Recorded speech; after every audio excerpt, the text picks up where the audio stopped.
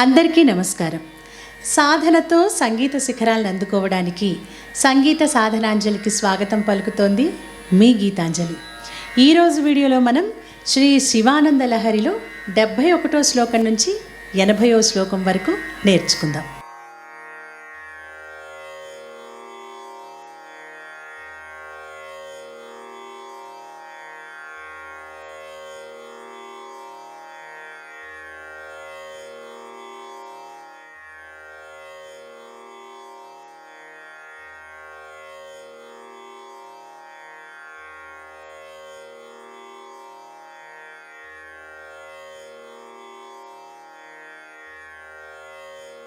డెబ్భై ఒకటవ శ్లోకాన్ని నేర్చుకుందాం. ఆరూఢ భక్తి గుణ కుంచిత భావచాపయుక్తైః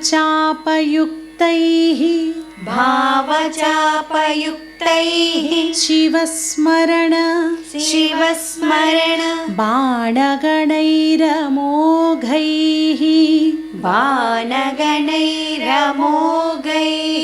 నిర్జిత్య కిల్బిషరిపూన్విజయీ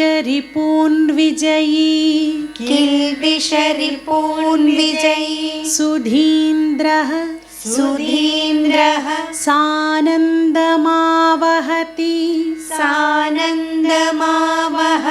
సుస్థిర రాజలక్ష్మీ ఆరూఢ భక్తి గుణకుంచిత భావచాపయుక్తై శివస్మరణ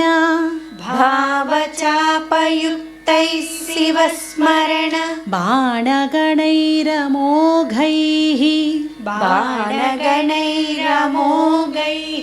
నిర్జిత్య కిల్బిషరిపూన్విజయీ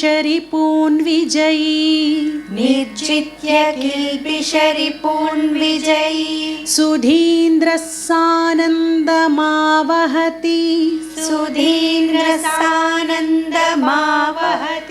సుస్థిర రాజలక్ష్మీ. ఈ 71వ శ్లోకాన్ని కలిపి పాడదాం. ఆరూఢ భక్తి గుణకుంచిత భావచాపయుక్తై శివస్మరణ బాణగణైరమోఘైః నిర్జిత్య కిల్బిషరిపూన్విజయీ సుధీంద్రః సానందమావహతి సుస్థిర రాజలక్ష్మీ. 72వ శ్లోకం. ధ్యానాంజనేన సమవేక్ష్య తమః ప్రదేశం భిత్వా మహాబలిభిరీశ్వర నామమంత్రైః దివ్యాశ్రితం భుజగభూషణముద్వహంతి ఏ పాదపద్మమిహతే శివతే కృతార్థాః ధ్యానాంజనేన సమవేక్ష్య తమః ప్రదేశం భిత్వా మహాబలిభిరీశ్వర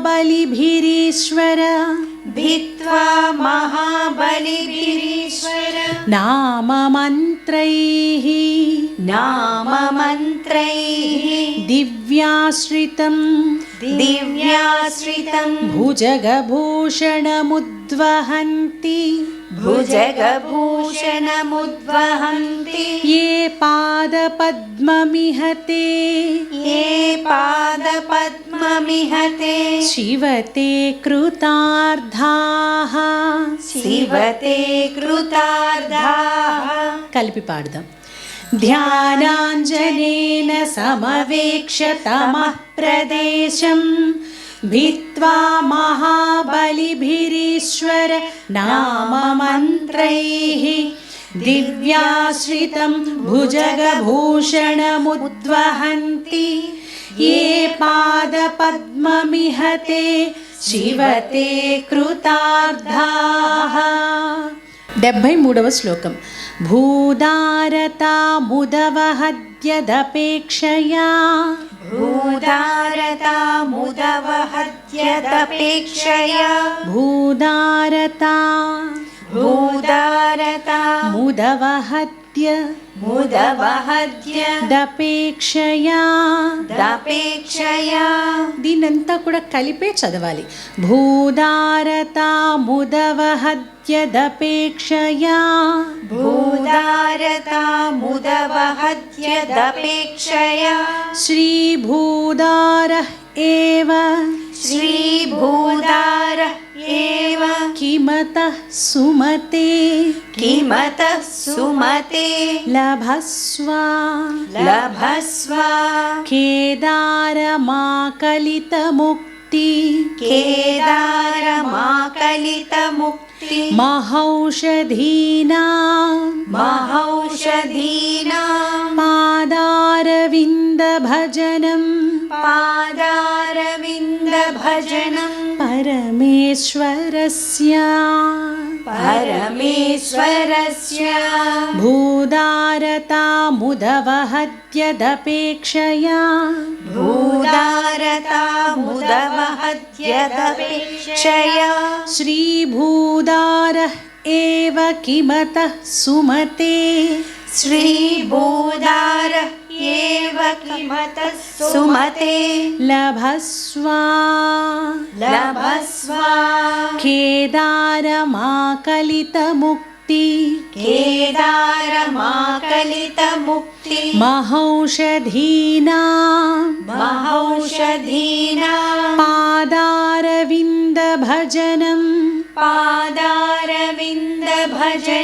పరమేశ్వరస్య పరమేశ్వరస్య భూదారతా ముదవహద్యదపేక్షయా శ్రీభూదారః ఏవ కిమతః సుమతే లభస్వ కేదారమాకలితముక్తి మహౌషధీనాం పాదారవిందభజనం పరమేశ్వరస్య. 74వ శ్లోకం. ఆశాపాశక్లేశ ఆశాపాశక్లేశ దుర్వాసనాది దుర్వాసనాది భేదోద్యుక్తైర్దివ్య భేదోద్యుక్తైర్దివ్య గంధైరమందైః గంధైరమందైః ఆశాశాటీకస్య ఆశాశాటీకస్య పాదారవిందం పాదారవిందం చేతః పేటీం చేతః పేటీం వాసితాం వాసితాం మేతనోతు మేతనోతు ఆశాపాశక్లేశ ఆశాపాశక్లేశ దుర్వాసనాది దుర్వాసనాది భేదోద్యుక్తైర్దివ్య భేదోద్యుక్తైర్దివ్య గంధైరమందైః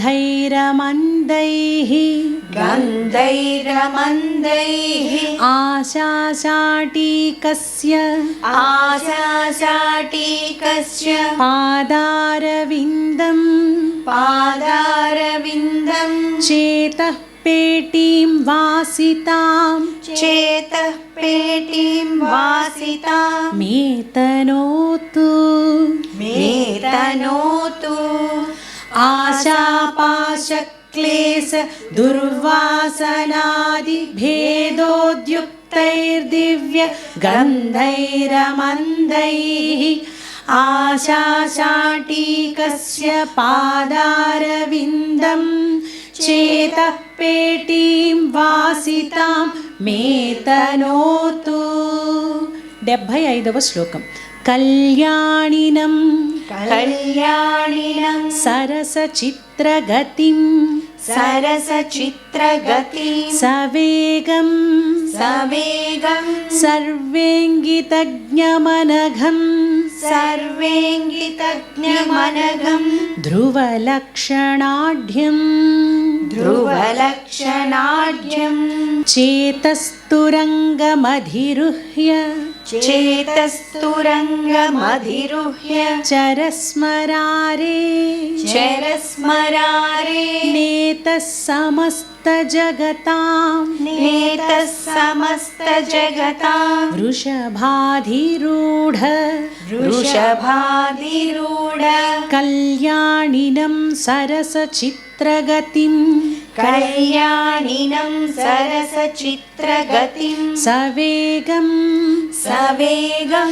సర్వేంగితజ్ఞమనఘం సర్వేంగితజ్ఞమనఘం ధ్రువలక్షణాఢ్యం ధ్రువలక్షణాఢ్యం చేతస్తురంగమధిరుహ్య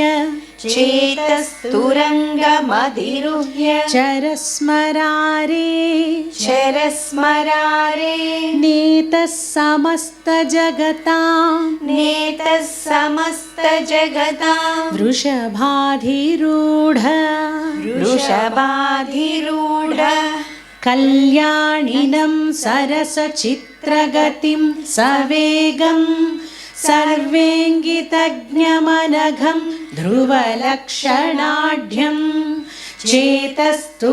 చేతస్తురంగమధిరుహ్య చరస్మరారే నేతః సమస్తజగతాం వృషభాధిరూఢ 76వ శ్లోకం భక్తిర్మహేశపద భక్తిర్మహేశపద పుష్కరమావసంతి పుష్కరమావసంతి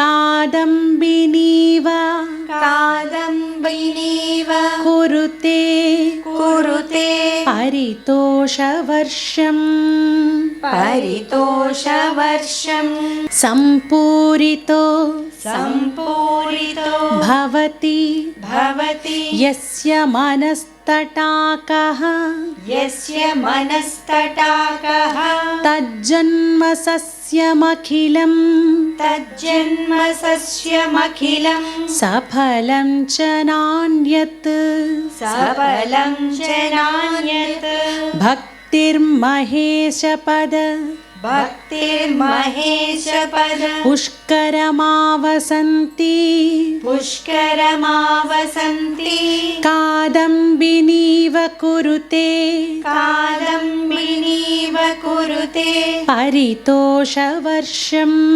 పరితోషవర్షం సంపూరితో భవతి సంపూరితో భవతి యస్య మనస్తటాకః యస్య మనస్తటాకః తజ్జన్మ సస్యమఖిలం తజ్జన్మ సస్యమఖిలం సఫలం చ నాన్యత్ సఫలం చ నాన్యత్ భక్తిర్మహేశపద పుష్కరమావసంతి కాదంబినీవ కురుతే పరితోషవర్షం సంపూరితో భవతి యస్య మనస్తటాకః తజ్జన్మ సస్యమఖిలం సఫలం చ నాన్యత్ 77వ శ్లోకం బుద్ధిస్థిరా బుద్ధిస్థిరా భవితుమీశ్వర భవితుమీశ్వర పాదపద్మసక్తా పాదపద్మసక్తా వధూర్విరహిణీవ వధూర్విరహిణీవ సదా స్మరంతి సదా స్మరంతి సద్భావనా సద్భావన స్మరణ దర్శన స్మరణ దర్శన కీర్తనాది కీర్తనాది సమ్మోహితైవ సమ్మోహితైవ శివమంత్ర శివమంత్ర జపేన వింతే జపేన వింతే బుద్ధిస్థిరా बुद्धिस्थिरा भवितुमीश्वर बुद्धिस्थिरा भवितुमीश्वर पादपद्मसक्ता वधूर्विरहिणीव पादपद्मसक्ता वधूर्विरहिणीव सदा स्मरन्ति सदा स्मरन्ति सद्भावना स्मरणदर्शन सद्भावना स्मरणदर्शन कीर्तनादि कीर्तनादि सम्मोहितैव शिवमन्त्र सम्मोहितैव शिवमन्त्र जपेन विन्ते जपेन विन्ते बुद्धिस्थिरा भवितुमीश्वर पादपद्मसक्ता वधूर्विरहिणीव सदा स्मरन्ति सद्भावना स्मरणदर्शन कीर्तनादि सम्मोहितैव शिवमन्त्र जपेन विन्ते 78వ శ్లోకం సదుపచార सदुपचार విధిష్వను विधिष्वनु బోధితా बोधिता సవినయాం सविनया సుహృదం सुहृदं సముపాశ్రితా समुपाश्रिता మమ సముద్ధర मम समुद्धर బుద్ధిమిమాం बुद्धिमिमां ప్రభో प्रभो వరగుణేన वरगुणेन నవోఢవధూమివ नवोढवधूमिव సదుపచార విధిష్వనుబోధితా सदुपचार विधिष्वनुबोधिता సవినయాం సుహృదం सविनयां सुहृदं సముపాశ్రితా समुपाश्रिता మమ సముద్ధర मम समुद्धर బుద్ధిమిమాం ప్రభో बुद्धिमिमां प्रभो వరగుణేన वरगुणेन నవోఢవధూమివ नवोढवधूमिव సదుపచార విధిష్వనుబోధితా సవినయాం సుహృదం సముపాశ్రితాం మమ సముద్ధర బుద్ధిమిమాం ప్రభో వరగుణేన నవోఢవధూమివ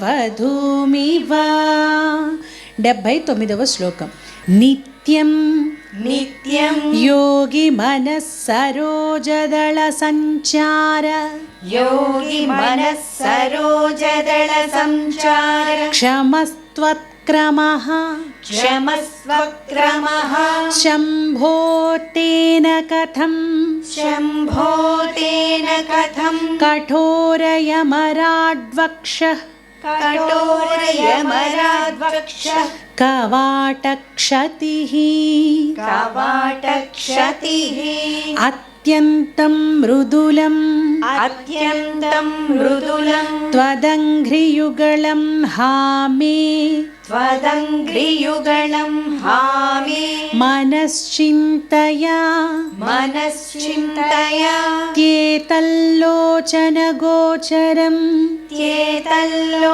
त्येतल्लोचनगोचरं कुरु विभो कुरु विभो हस्तेन संवाहये हस्तेन संवाहये नित्यं योगी मनः सरोजदल संचार क्षमस्त्वत्क्रमः शम्भो तेन कथं कठोरयमराड्वक्षः कवाटक्षतिः अत्यन्तं मृदुलं त्वदङ्घ्रियुगलं हामे मनश्चिन्तय त्येतल्लोचनगोचरं कुरु विभो हस्तेन संवाहये इक 80వ శ్లోకం येष्यत्येष येष्यत्येष जनिं जनिं मनोस्य कठिनं मनोस्य कठिनं